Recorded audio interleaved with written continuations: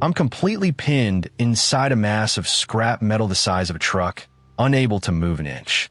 That 15-ton Stryker armored vehicle has been flattened into a pancake, wedged just inches from my nose. If you were here, you'd lose your mind too, because this massive steel beast was slammed back into the plane's cargo hold from 2,000 feet up by some unknown monster outside. Green, sticky hydraulic fluid drips from the deformed chassis above me, plopping onto my bulletproof vest. The cold liquid seeps into my neck, giving me goosebumps. The rear of the plane has no door left. The pitch-black high-altitude wind howls wildly, rushing into the cargo hold.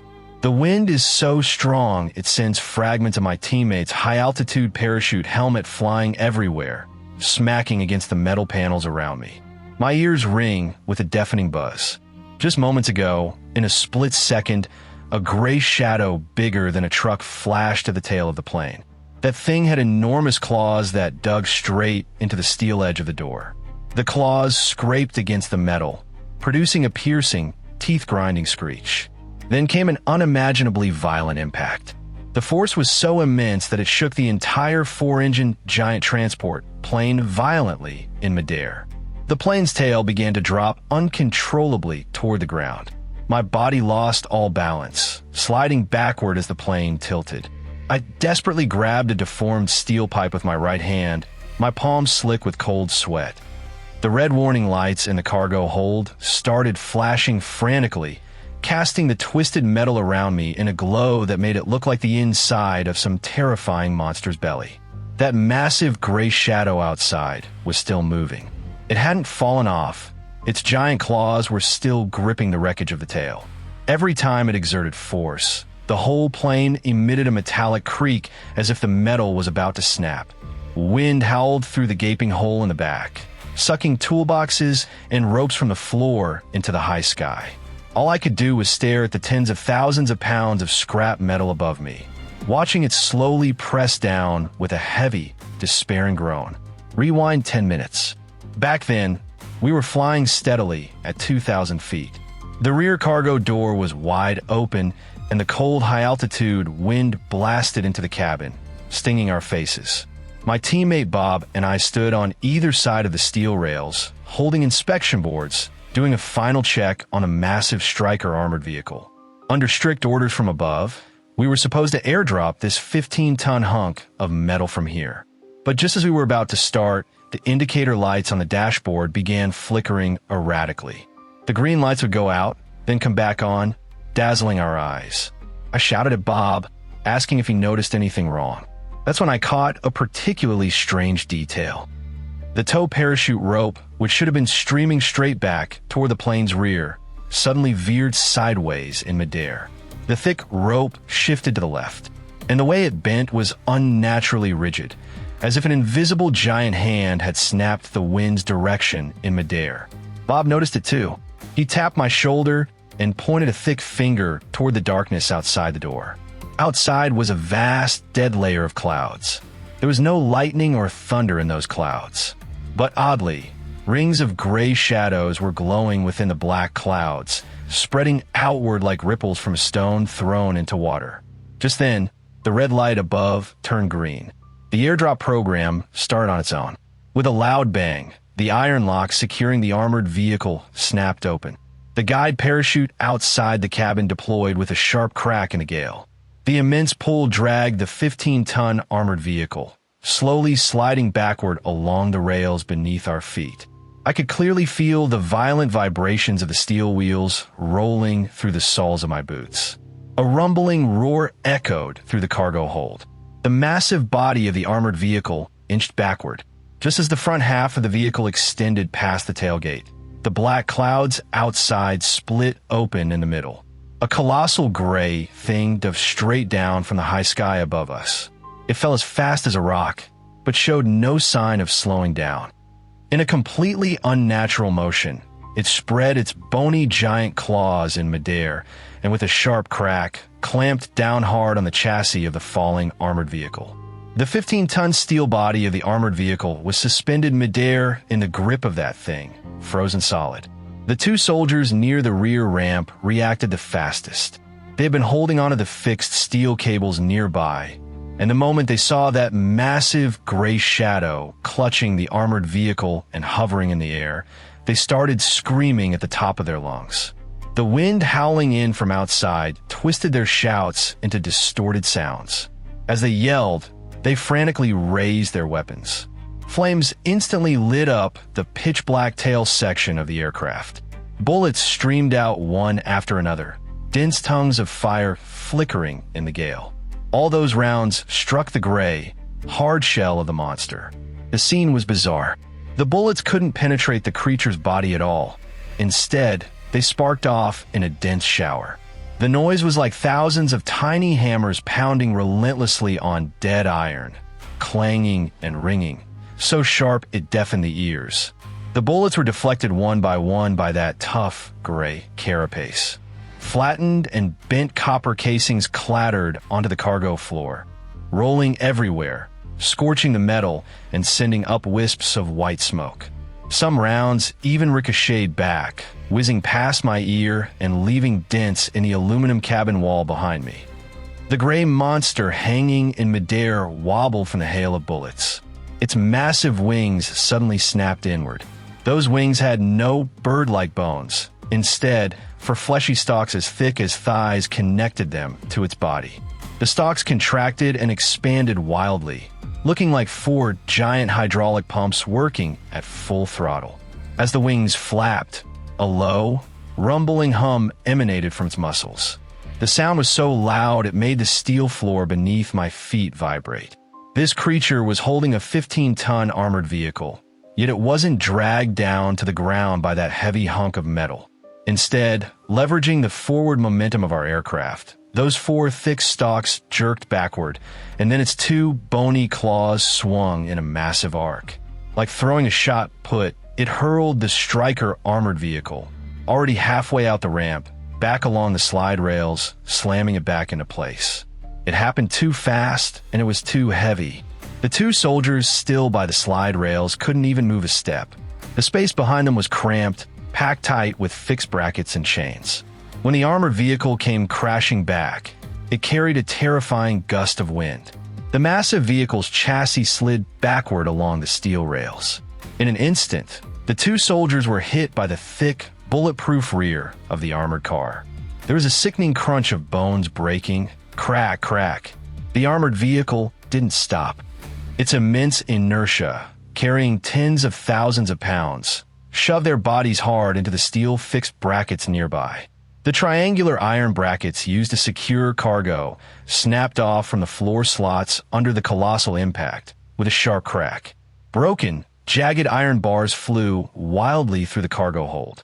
The 2 soldiers, mixed in with the twisted, deformed brackets, were pushed along the floor by the reversing steel beast. 2 dark red streaks were instantly gouged into the black cargo floor. Bob was right beside me. Seeing this, his eyes went wide with terror. He dropped his detection panel, shouting "run," while frantically reaching for the safety straps meant to secure his body. But the armored vehicle was coming back too fast. The protruding bulletproof armor on its sides snagged the hydraulic lines on the left side of the cargo hold. With a snap, the thigh-thick lines were torn apart on the spot. Hydraulic fluid sprayed out like a high-pressure water jet, turning everything around into a mix of green and red. The slippery liquid covered the floor.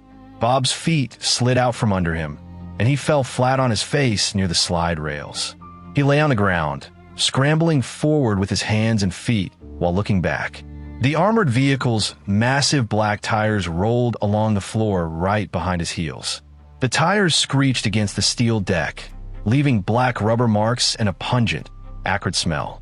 I was standing near the front bulkhead at the time. Seeing the armored vehicle bearing down like a wall, I threw myself with all my strength into a dead corner on the right. My bulletproof vest slammed hard into a solid metal box, making stars explode in my vision. Just as I dove into that corner, the 15-ton armored vehicle scraped past the soles of my boots and crashed into the support beam in the middle of the cargo hold. Thud! The impact sent the entire C-130 transport lurching violently upward. My head slammed directly into an oxygen mask box that had torn loose from the ceiling. The support beam buckled completely under the strain, warping into a grotesque arch. The armored vehicle's front end twisted sideways, wedging itself firmly in the middle of the cargo hold and cutting me off completely from the rear ramp. I lay sprawled on the floor, my ears filled with the shriek of the aircraft's engines pushed beyond their limits and the crackle of sparking, severed wires. The air reeked of burnt plastic and thick engine oil. Struggling to lift my head just a little, I peered through the narrow gap between the armored vehicle and the fuselage toward the rear.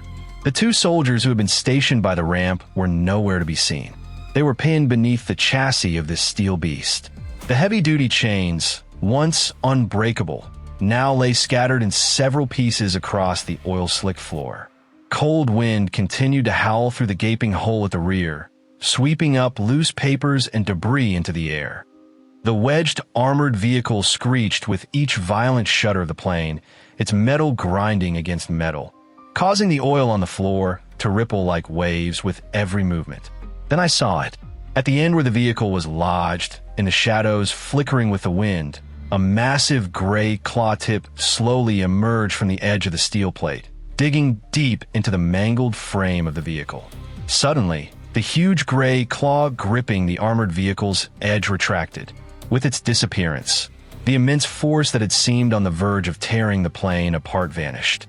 The armored vehicle wedged in the cargo hold shuddered violently a couple of times before settling, firmly stuck within the support beams.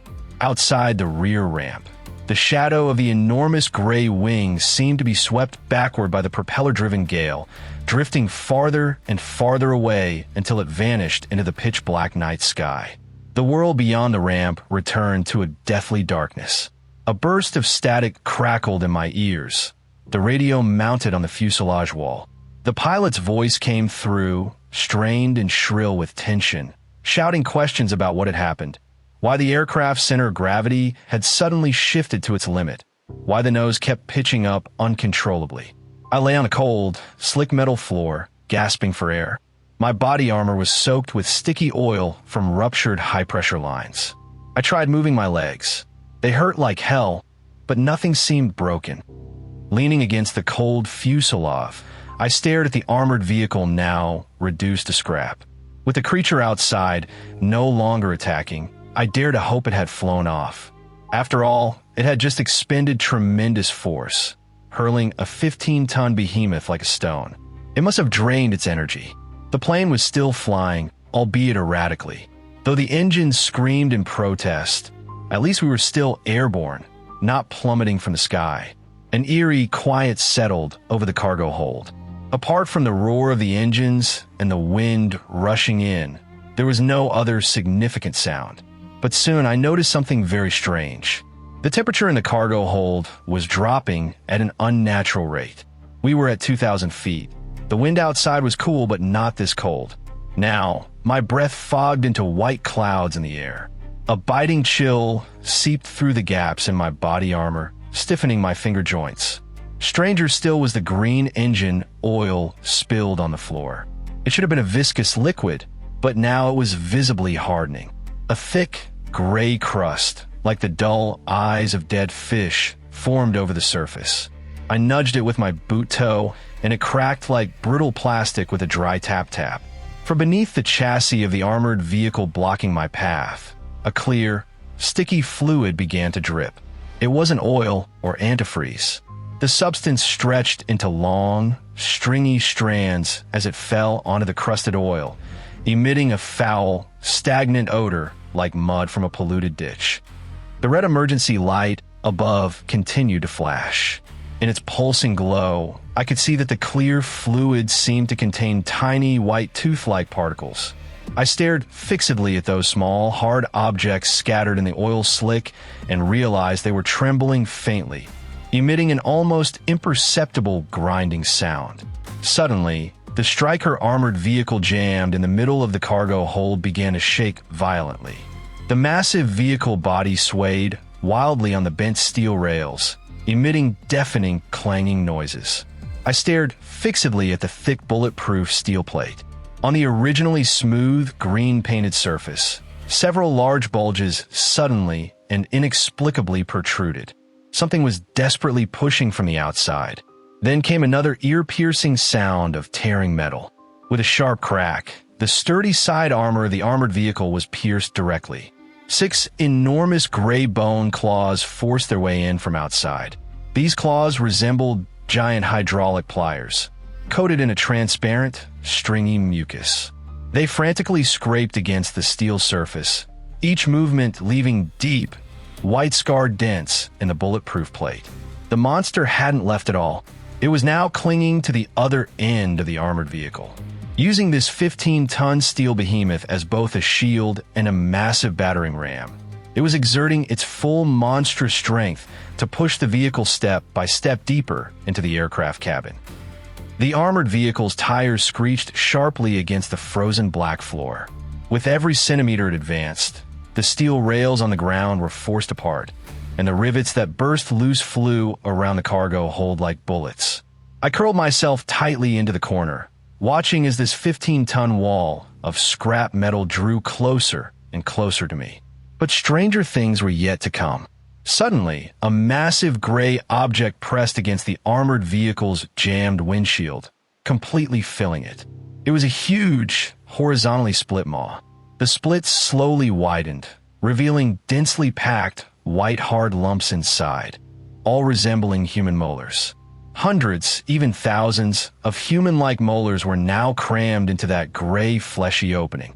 The teeth began frantically grinding up and down, engaging in rapid, high-frequency friction. Asterisk creak, creak, creak.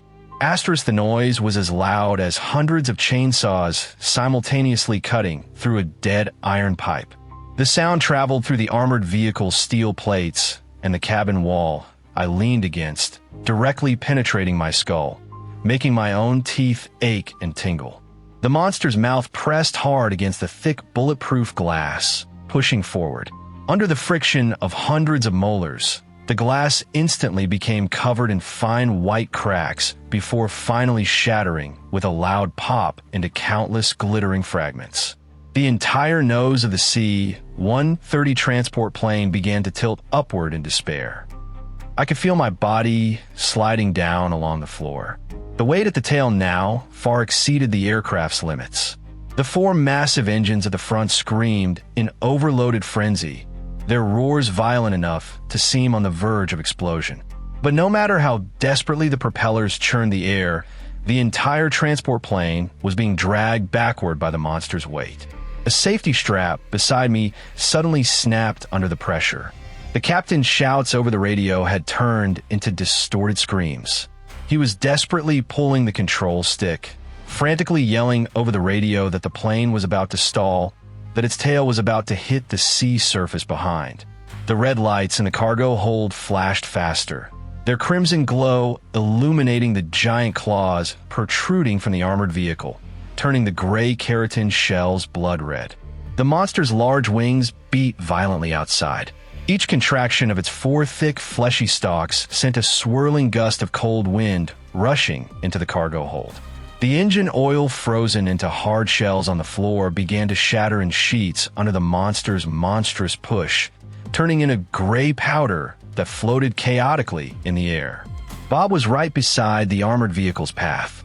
He had just half risen from the ground when the vehicle's protruding side mirror frame grazed his helmet and slammed into the cabin wall behind. With a sharp crack, the iron frame smashed a wall-mounted fire extinguisher, spraying white powder everywhere. White mist mixed with black oil smoke. I could only vaguely see the armored vehicle's massive wheels still rolling inward step by step. With each forward movement, the main beams of the cargo hold floor emitted a desperate cracking sound. The monster's gray bone claws had now shredded the rear half of the armored vehicle. From its large, molar-filled mouth, it began spewing massive amounts of transparent mucus. The mucus poured like a torrential rain through the shattered windshield, drenching the deformed seats and the dashboard ahead. Where the mucus landed, the steel began to emit black smoke and hissing corrosion sounds. My fingers were clawing desperately at the seams of the steel plate, my nails tearing until blood seeped from the beds. I watched helplessly as that wall of scrap metal, along with the gray monster bristling with human teeth, pushed us inch by inch toward our final doom. The steel partition door to the front cockpit had already begun to warp and buckle under the insane pressure from the armored vehicle. A massive bulge swelled at the center of the heavy iron door, its green paint cracking and flaking off in pieces that clattered to the floor. Overhead, every red and yellow alarm was screaming its lungs out, the piercing sirens grating against our eardrums until they ached. Bob had completely lost it. He scrambled up from the floor, howling at the top of his lungs as he stumbled and crawled toward the small emergency hatch nearby. One of his shoes was long gone, and he stomped barefoot across the oil-slicked, debris-strewn floor, leaving a trail of bloody footprints. He didn't care. He just threw himself at the hatch's red emergency handle, gripping it with both hands and yanking with every ounce of strength he had. The handle groaned and creaked under the strain, but with the entire aircraft's frame warped, the hatch was jammed shut, refusing to budge. When the door wouldn't open, Bob spiraled further into madness. He spun around, yanked the field machete from his belt, and began hacking wildly at the safety harness tethering him to the plane, all while screaming incoherently. The thick nylon rope frayed under the blade's savage blows, white fibers spraying into the air. "Let me out! Let me out!" he shrieked, tears and snot streaking through the grime on his face, leaving pale trails in the black grease. Before he could sever the harness completely, the armored vehicle wedge between us suddenly gave way under unimaginable force. With a deafening bang, a bulletproof steel plate the size of a wash basin shattered under the pressure and shot outward. Spinning like a deadly discus, it whistled past Bob's cheek, the gust of wind shearing half his helmet off and exposing his tangled hair. The plate slammed into the cabin wall behind us, crunching through an entire row of densely packed hydraulic lines. Red hydraulic fluid erupted from the ruptured pipes like a torrential downpour, drenching both of us in scalding oil. Our heads, faces, body armor. My vision blurred as the thick, sticky fluid coated my eyes. I frantically wiped at them with my sleeve, all while the terrifying sounds of tearing metal roared in my ears. With the hydraulic lines severed, the plane tilted even more violently in the air, its tail now pointing almost straight down as it plummeted toward the ocean below. I knew that if we let the gray monster keep pushing like this, within 2 minutes at most, this C-130 transport would stall completely and disintegrate into pieces mid-air. We'd all be finished. I swiped the red oil from my eyelids. Through the crimson glare, I spotted the only console still within reach, a metal box mounted in a dead angle on the right wall. Under a clear plastic cover was a single, massive red button, the emergency electro-explosive lock for the cargo bay's floor rail system. We were strictly forbidden from touching it during training. It was designed for critical airdrop failures, when cargo jammed on the rails and wouldn't release. Pressing that button would trigger high-voltage explosive bolts beneath the rails, driving massive steel teeth into the armored vehicle's chassis. Doing so would pit the aircraft's strongest structural frame against the monster's brute force. It was incredibly dangerous. The opposing forces were so immense they could tear the tail and rear fuselage clean off in an instant. But now it was our only chance, the last hope to generate enough counterforce to shake that gray monster loose from the vehicle. I didn't hesitate for a second. With my right hand, I ripped off the plastic cover, my oily fingers slipping slightly. I wrapped my left arm around a thick steel column anchored to the frame, bracing my entire weight against it. Then, with my right palm aimed squarely at that huge red button, I mustered every last ounce of strength in my body and slammed my hand down with everything I had. As my palm struck the button, an indescribable thud reverberated through the entire C-130 transport. The impact was so immense it felt like a giant iron hammer in the sky had slammed down hard on the back of our plane. In an instant, both my ears were ringing, my mind went blank, and the light before my eyes flickered several times. The explosive charges detonated simultaneously beneath the tracks, sounding like a series of dense firecrackers going off inside a steel box. Sparks, Countless yellow and red sparks erupted like dense little geysers from beneath my feet and the gaps in the steel rails under the armored vehicle's tires. It was a massive steel teeth along both sides of the slide rails, propelled by the explosive force, all springing out at once and clamping tightly onto the armored vehicle's chassis. Those steel teeth bit fiercely into the 15-ton steel undercarriage, producing a piercing, teeth-grating screech of metal scraping against metal. The entire plane lurched violently to a halt in midair. The sensation was as if our aircraft, thousands of feet in the air, had slammed headlong into a solid wall of reinforced concrete. My arms were wrapped tightly around the large steel keel column, and the tremendous inertia yanked my body backward with brutal force. I heard an extremely dull crack from the joint of my left shoulder. An intense, burning pain instantly shot up my arm. I knew my left arm had been dislocated on the spot by that immense force, but I didn't dare let go. My right hand clung desperately to the edge of the steel column, my whole body dangling in midair like a ragged cloth. The gray monster blocking the other end of the armored vehicle clearly hadn't anticipated this move. The vehicle suddenly jammed tight on the tracks, generating an enormous recoil force.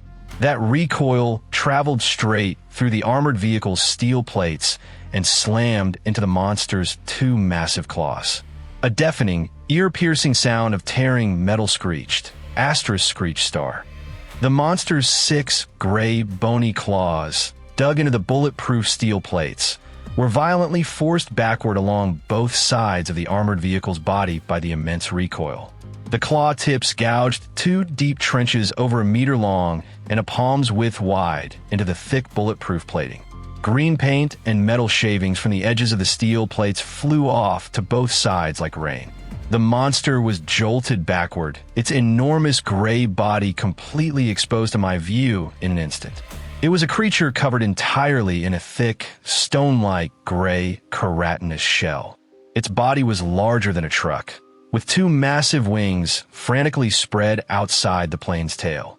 The wingspan looked to be at least 30 meters wide. Supporting the wings were 4 fleshy stalks, each as thick as a human thigh. Those stalks were featherless, covered entirely in dark, rough skin like old tree bark, with muscles beneath pulsating rapidly. Its wide, horizontally split mouth gaped open. Inside, there was no tongue or mucous membrane, only rows upon rows of stacked white molars. Those teeth, exposed to the frigid high-altitude winds, clattered together furiously in anger, emitting a rapid, dense clack, clack, clack. The creature steadied its wings in the air, its 4 thick, fleshy stalks abruptly retracting inward. Then, in a motion that defied all natural laws, it executed a sharp, dead stop in midair without any wind resistance. Its wings flapped forward, and a whirlwind more violent than a typhoon swept into the cargo hold through the rear door. All the already scattered debris in the cargo hold, chains on the floor, wooden crates, and toolboxes jammed against the walls, were instantly lifted off the ground by the gale. They collided midair, smashing against the deformed bulkheads with a chaotic clatter. Bob had just struggled to his feet from the oil-slick floor. The field machete in his hand had long since been lost. The immense wind pressure hit him directly. Bob couldn't maintain his footing on the slippery floor at all. His body was lifted off the ground by the wind in an instant. Like a leaf, he tumbled along the edge of the jammed, armored vehicle, rolling toward the gaping hole behind.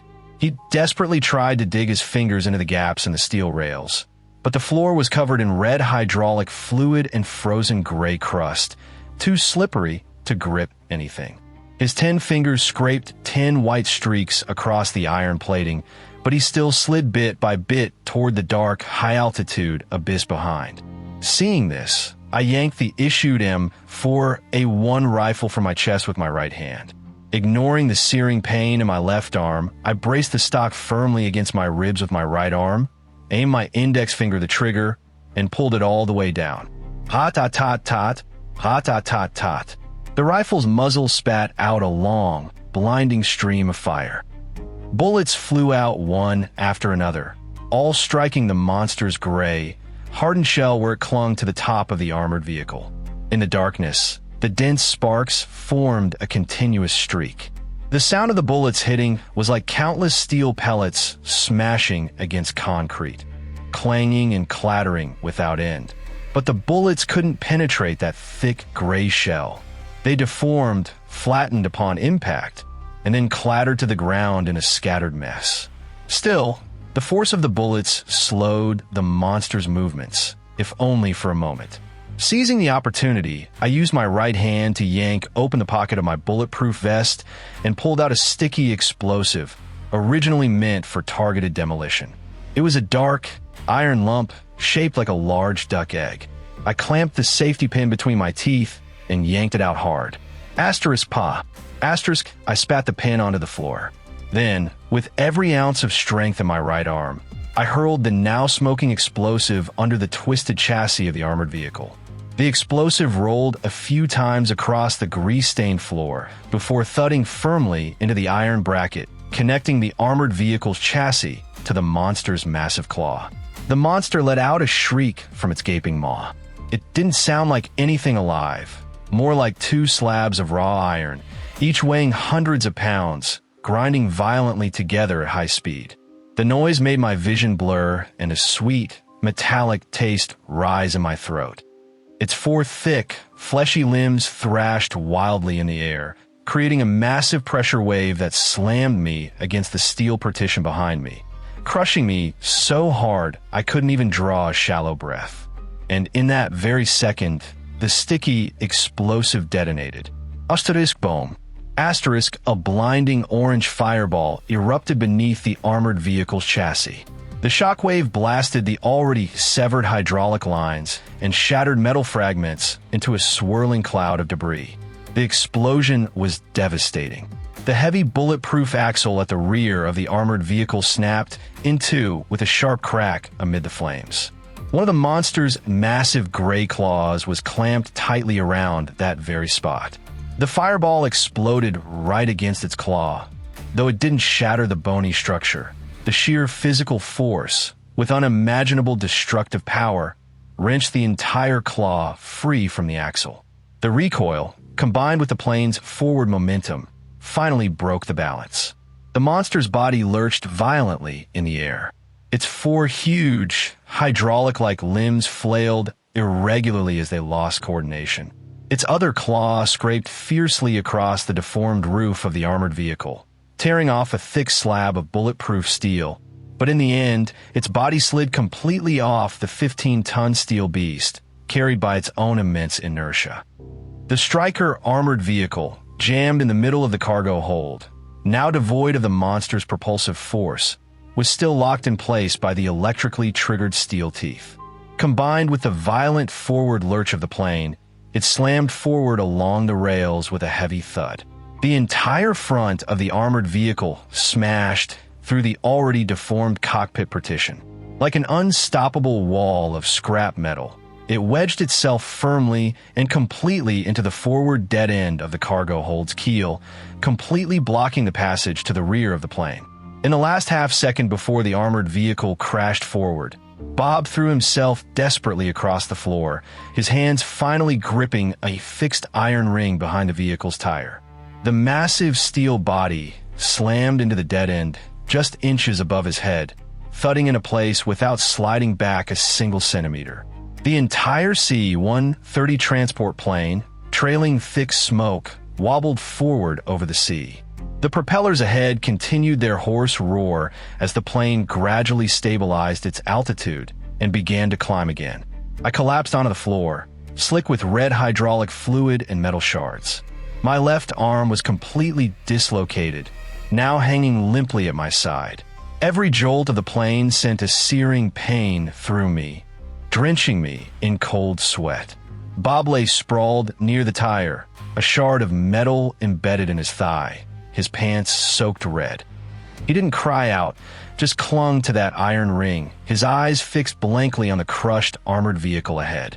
The rear of the cargo hold was now completely empty, just a gaping black hole. The frigid high-altitude wind still howled through, whipping debris across the floor with sharp, rattling sounds. Beneath the jammed tracks of the armored vehicle lay several broken triangular iron bars. Wedged between them were fragments of shattered white bones and torn pieces of clothing, remnants of the two companions who had been left by the hatch moments earlier. Thick black heavy-duty oil dripped from the iron bars, drop by drop, falling into the grooves below with a dull, lifeless plop plop. On the bulletproof steel plates of the armored vehicle, 6 deep claw marks remained. Each was as wide as a palm, with the steel torn open, exposing bright, gleaming metal edges. Within the crevices of the claw marks were dried, grayish transparent slime, now frozen into hard clumps, emitting a foul, stagnant odor like that of a dead, muddy ditch. Gritting through the pain, I propped myself up with my right hand against the floor, inching my body toward the edge of the shattered bulkhead. Through the gaping, pitch-black hole, I peered out into the night sky. Above the oppressive, lifeless clouds in the distance, within the thunderless dark clouds, the gray silhouette of a massive twin-winged creature continued to circle leisurely. Its 4 hydraulic, thigh-thick fleshy appendages flapped slowly. It was completely unharmed. There, high in the dark clouds, it followed our smoking, battered steel bird as we slowly drifted backward.